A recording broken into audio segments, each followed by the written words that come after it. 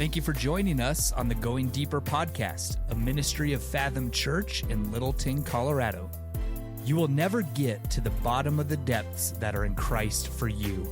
And our hope with this podcast is that it will help you go deeper with God. So let's dive into this episode of the Going Deeper podcast.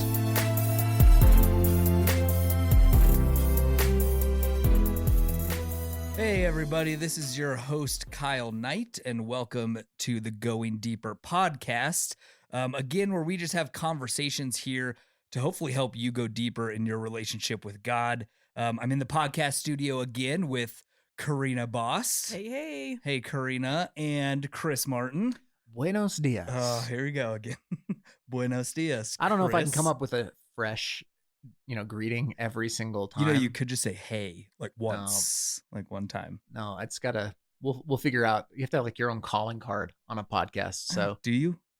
Well, that's new. Apparently, we both have to work on that now. We got it. We'll have to come up with something. I'm for trying them next out. So Buenos episode. dias was my. This is the Spanish version. Are you gonna stick with one? If you're gonna try them out, I don't think you just know. I don't stick with many things. So okay. How are you guys doing? well, the real question is, how are you guys doing? Because I'm in the podcast studio, and both of you have something medically going on with you.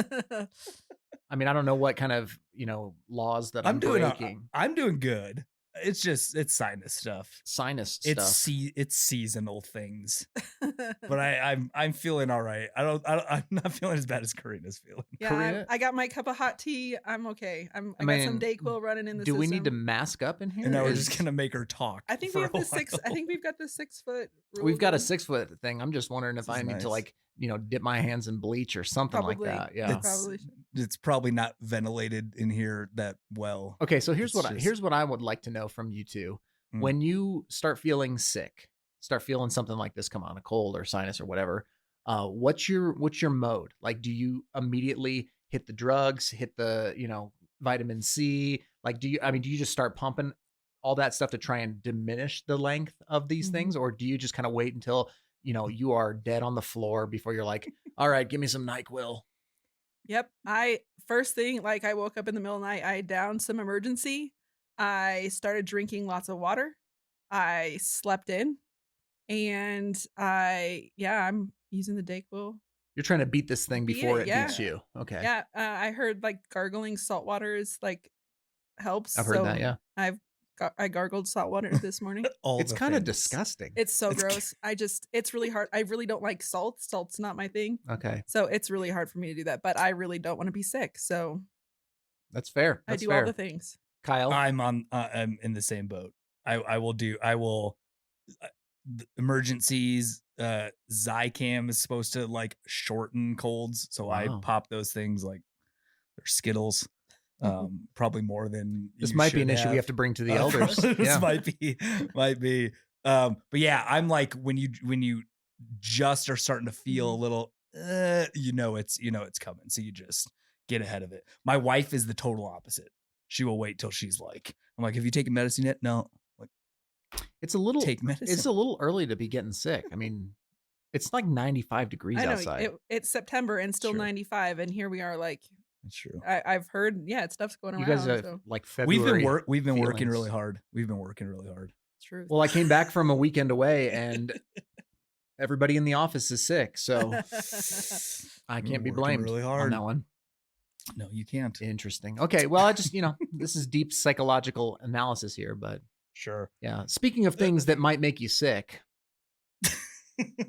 Speaking of things that might make you sick, that was a transition for you. great transition. Today, we're going to be again having a conversation around certain topics that hopefully help you go deeper with God. And today we're going to be talking about social media. The topic of social media. We'll talk about if it's the good things about it, the bad things about it, what it kind of looks like for us as Christians to be using social media. Should we be those sorts of things? But Chris, why don't you start out with why this topic now?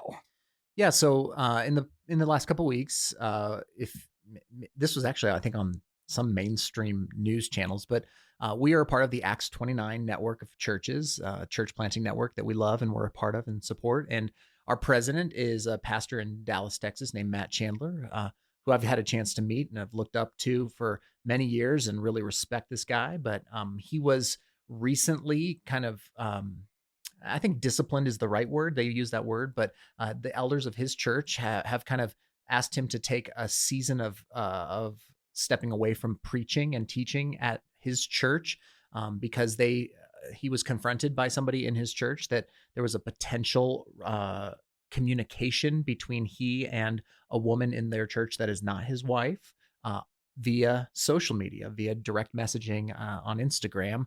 And they had a private investigator look into it. They found that there was nothing romantic or sexual, but that it was overly familiar, as in like a friendship that maybe had moved past the boundaries that they had set and established in their social media policy as a church. And so they've asked Matt to kind of step back. They're not removing him from eldership. They're not removing him from the pastorate. They don't think that the way they're communicating it is that this is not a discretion that is disqualifying for his position, but they want him to do some time of thought and prayer and seeking wise counsel to try and kind of figure these things out. So I think they're handling it very well. I think Matt has been handling it well from all that I can see from the outside, but it did make me think a little bit for us as the three of us, we work in the church.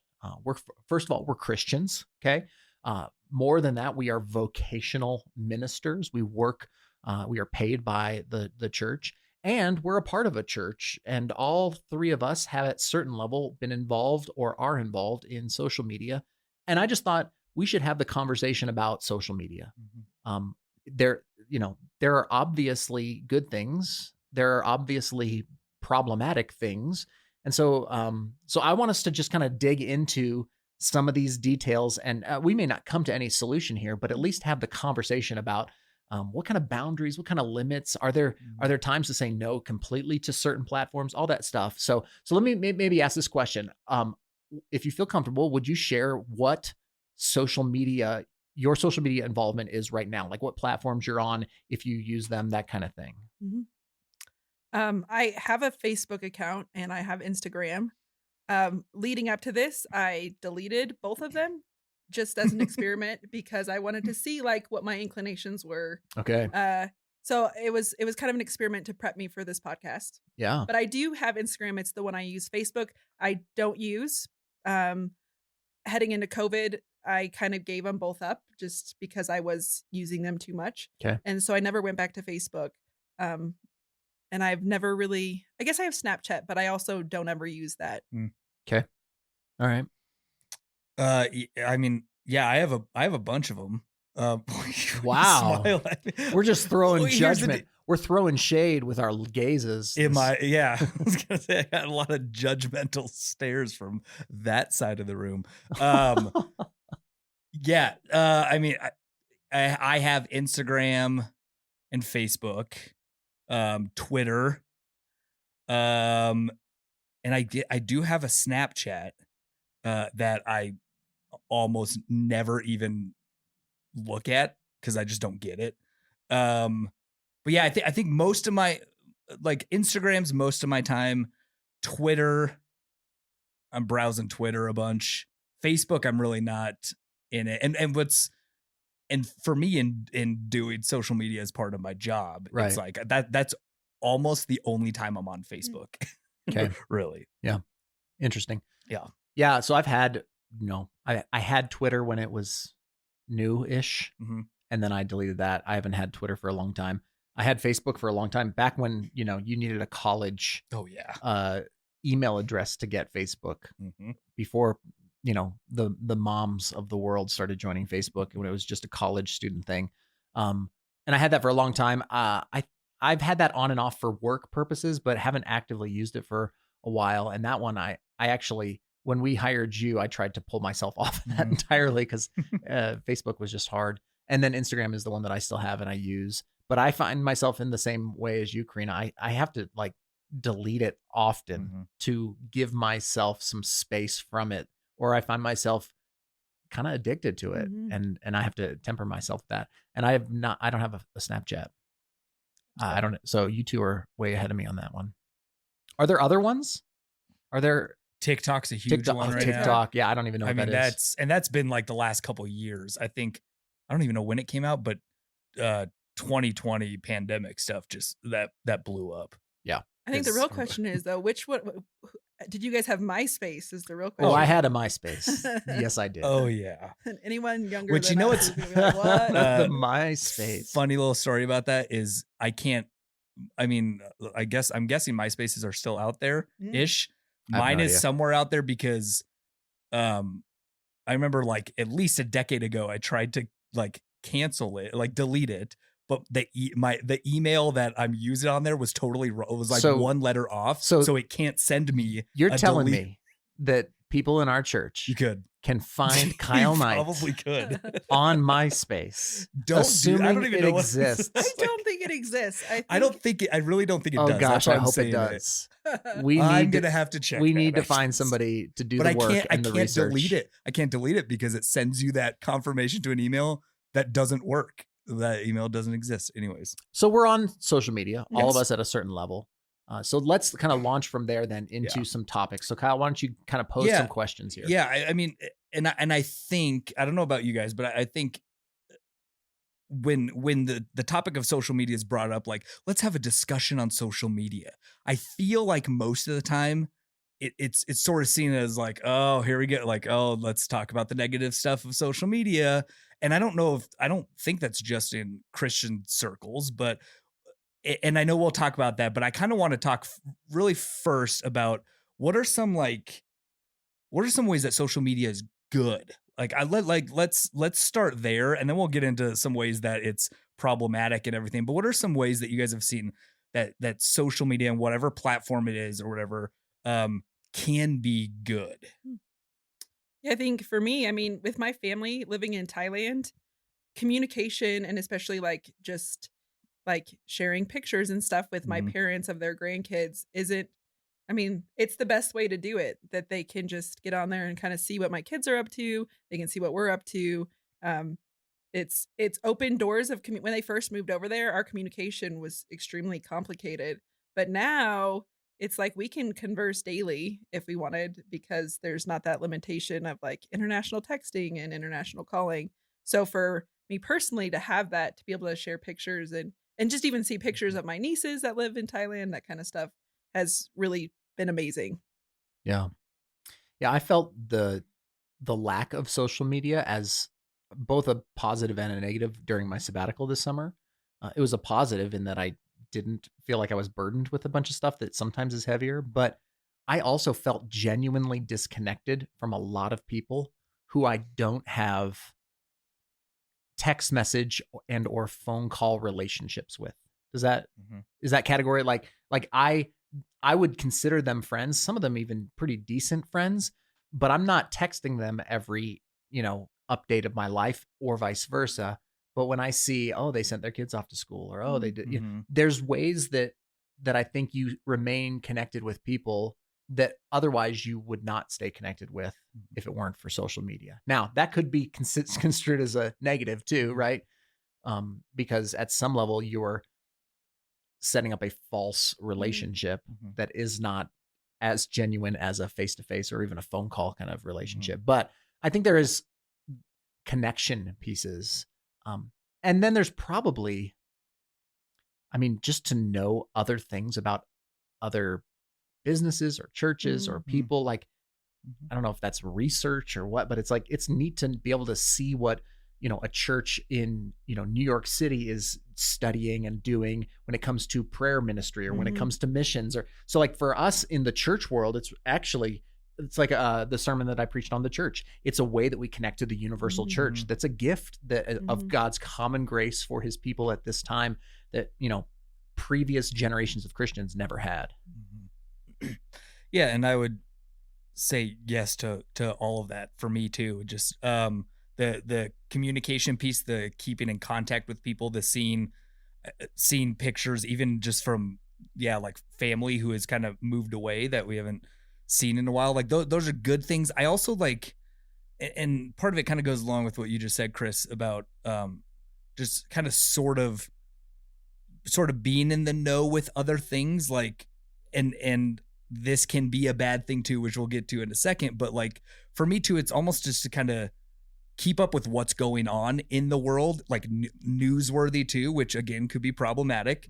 But that's also like, yeah, I mean, it's a huge piece to American culture and the world today that like a lot of info and updates and news are all like put on social media that if you didn't have it, maybe you could turn on your TV and watch the news. But it's more of that kind of at your fingertip stuff, which could be a slippery slope again, but it's just kind of knowing things that are going on and kind of being in the know and learning things, kind of downloading things that are going on around the world. That to me, I see that as that can be a good thing to learn from other people, other churches, other businesses, like those sorts of things. Really quickly, what about thinking of for a Christian, since this is we're talking to Fathom Church here. What are some good things that social media can be for the everyday normal Christian in like 2020? Like what could it be used for? I mean, I guess here I'll answer I'm going to lead you into this one a little bit. That's like evangelism stuff. Like, do we see social media as like, hey, this could be a great tool to tweet out a Bible verse and people see that, to even share a Fathom Church sermon on a page to your followers? Like, is that something that Christians could be, hey, I could use that for? Or is that kind of like I don't know. What are you guys' thoughts on that? Using it for sort of a discipleship opportunity, an evangelism opportunity, whatever social platform that is. they will know we are Christians by our feeds. Is that the That's exactly new style? right. Yeah, Tweet that. I mean, I think there's some merit there, right? I do think that there is a sharing of things that you share things that you are passionate about, things that you like, things that you care about, things that you want others to see. So I think there's some potential there. I would greatly encourage us not to say that's the mode of evangelism or like letting your light shine to this world.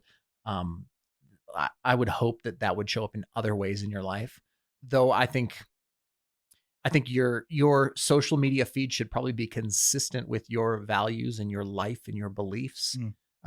It should not be too far divergent away from those things, lest you be living one life in one realm and a different life online or something like that. Yeah, it should. I think that's what I was gonna say. It should be a reflection of like your actual life and whatever you're doing in your actual life.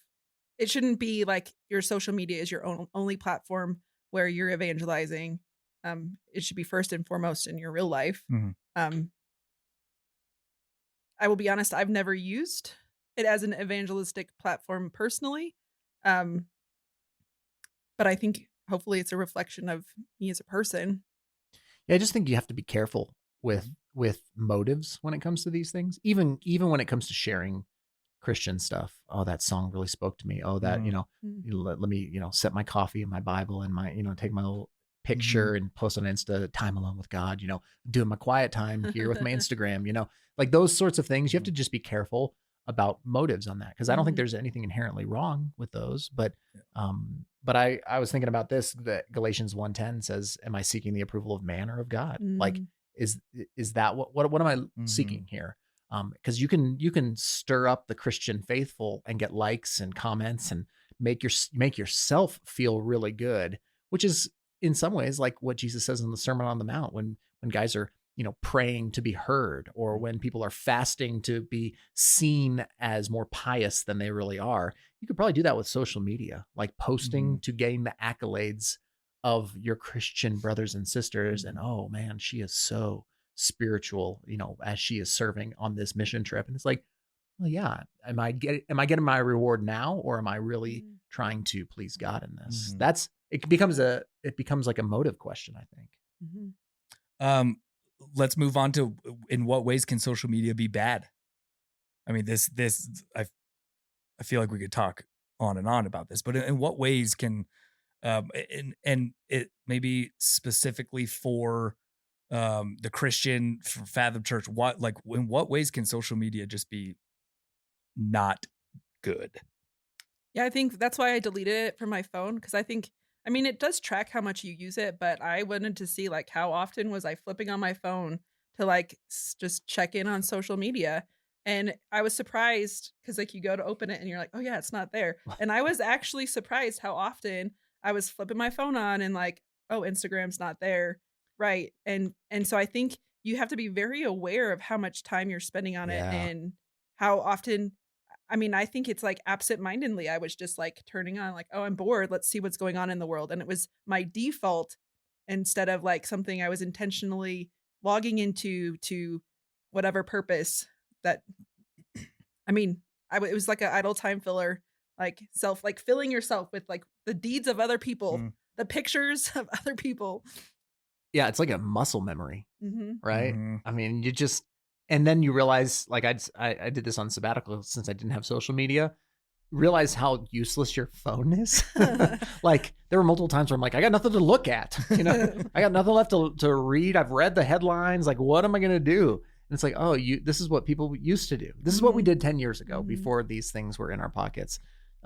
So yeah, I think it can be a time suck. mhm, Like you'll realize how quickly you use it at work. You'll realize how quickly you use it in the bathroom. You realize how quickly you use it like when the water's warming up, when you're Mhm. cooking. Like, yeah, okay, so how much of your time is being sucked by this yeah, thing that may or may not be helpful?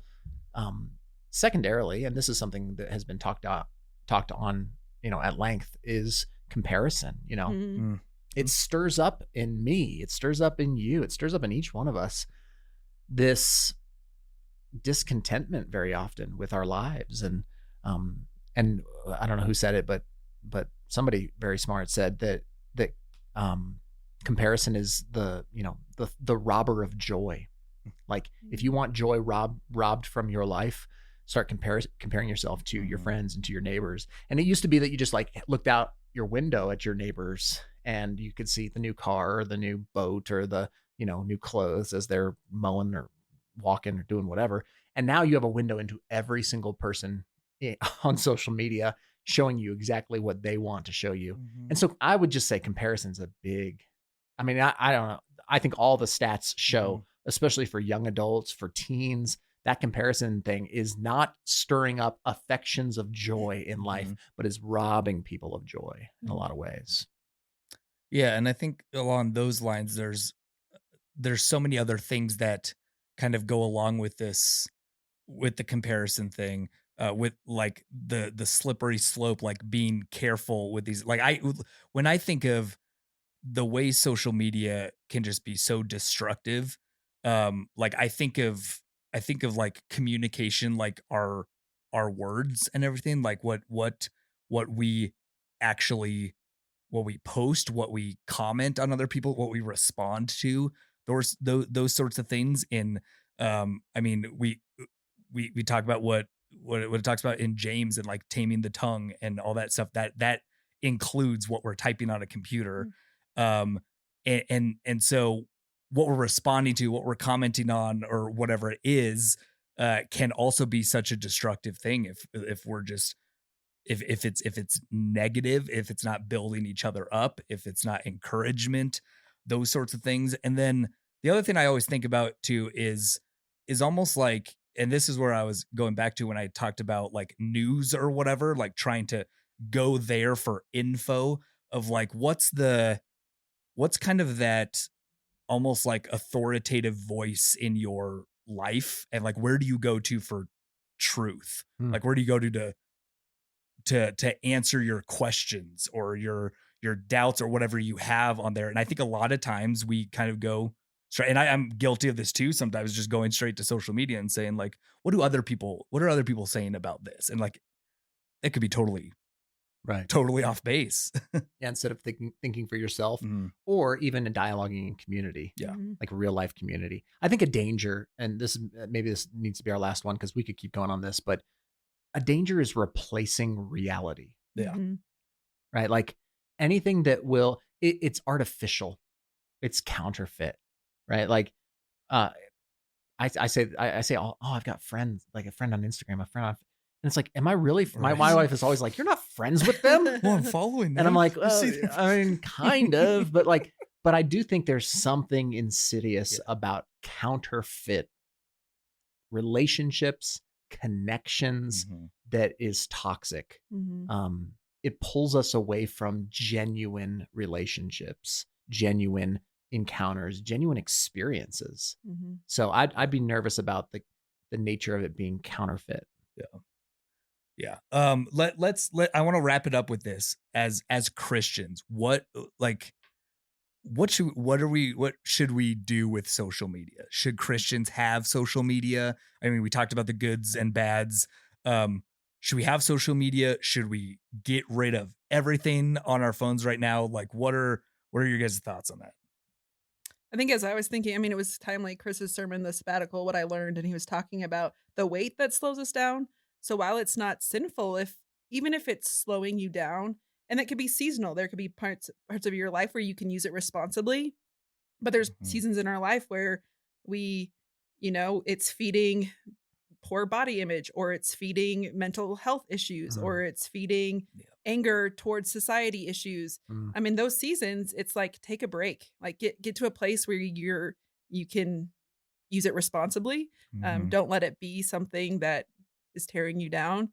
As a mom, I'm always telling my kids like get off social media, right. which as a mom I can manage their screen time from my phone, and Mhm. social media is one of those things. It's kind of like that that line of like train them up in how to use it, but like don't just give them free reins of it Right. kind of Right. thing. So, Mhm. and it's just one of those things that I kind of am teaching them, but trying to learn myself, like really paying attention to how I use it and when I need to cut it out of my life and when it's okay, Mm. and just balancing. Yeah, that's good. I think that's true. Paul says in 1 Corinthians 6, all things are lawful for me, but all things are not helpful. All things are lawful, but I will not be dominated by anything. Mhm. Mm, And I would say that that's as close to a verse on addiction as mhm, we get. That it might be lawful, but is it helpful? It might be lawful, but are you dominated by Right. it? So like, am I addicted to social media? Well, can you turn it off? mm, Mhm. Like, and even in the experimental, like, how long can you go? Like, mm, can you fast from Mhm. it? Can you actually break some of these patterns, or are you addicted to it? Mhm. Is it dominating your life? So I do think that's a big piece. Would I say that Christians should or shouldn't? I would say it's a matter of conscience for the believer. I mean, I think that's always when it's something that's not black or white, kind of sin versus not sin, like we were talking about in that sermon. I would say it's an opportunity for a Christian to exercise self control. It's an opportunity for a Christian to take part in a common grace given to humans that we can use. But it's also an opportunity for a lot of footholds for the enemy, Mhm. obviously. mm, So you'd need a lot of help with this. I would really suggest some sort of external accountability Mhm. on this, whether that's somebody else that has your password, or Mhm. some sort of screen time limit. That I mean, I know wives who have their husbands with a passcode for their phone because they're overusing, and Mhm. they don't even want the temptation to be able to override it mhm, themselves, and so they'll have their significant other be the person who's kind of the gatekeeper for them. Man, I think that's a great mhm, idea. Secret places are a mhm, dangerous mhm, breeding ground for sin. So I would say that I think this is an issue of wisdom, Mhm. and it requires a certain level of maturity, a certain level of self control, and then also transparency within real life community. I mean, if your only community is online and you don't have actual Mhm. people in your life that you can talk to about stuff and celebrate, your trips with and pictures, and golly, like that counterfeit thing is nerve mhm, wracking to me. mhm. Mhm. Last thoughts on social media as we're wrapping it up. Yeah, I would just challenge you to be really honest with yourself, to really this is an issue you can bring before God and just really pray and search your heart and just kind of lay it out. Mhm. If you're not going to be honest with yourself about it, it's probably a good sign it has too strong of a hold in your life. But yeah, I would just suggest take the time and be really brutally honest with yourself. Yeah. What do you, can I ask Karina? Can I ask you this question since you are a parent of teens? Yeah.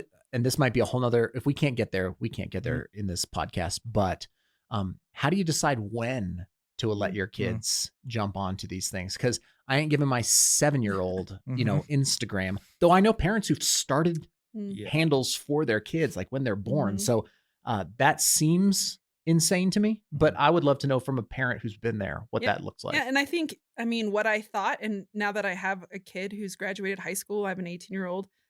So what I think now is definitely what is different than what I thought. Yeah. I think my kids all got social media when they were 13, Okay. and it just felt like that was the age. I don't know where that came from, but in hindsight, I don't think 13 is mature enough to Okay. handle social media.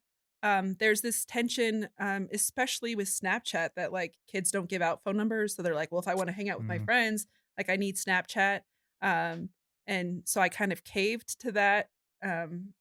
My kids know I can hop on their phone whenever, like they can't hide anything from me. I can log in, they have all their passwords. But even still, I think in the formative years of a teenager, that's one thing that they don't need. And I Mhm. know they feel like they're missing out on the world and that they are the only ones. But I think there is wisdom in waiting. At the same time, I feel like it is wise to give it to them before they're out of the house, because those are the years that you can speak into their life and show them how to use it responsibility. Like once again, my kids, they don't have the passcode. Like once their minutes are up, Mhm. then like they don't have any more. And then just, helping them learn to be responsible on it. But I do think we gave our kids social media too soon. Interesting. Hmm. Yeah. No, that's helpful. Thank you for sharing that. Yeah. Yeah. I just feel like one of the most common things I keep hearing through all this is just wisdom and being wise through all this. And thank you guys for talking about this. This is a big topic that literally takes up, I mean, all of our time, really, and everybody can kind of relate to this. So thank you guys for talking about this. Thank you, church, for listening, and we'll see you next time.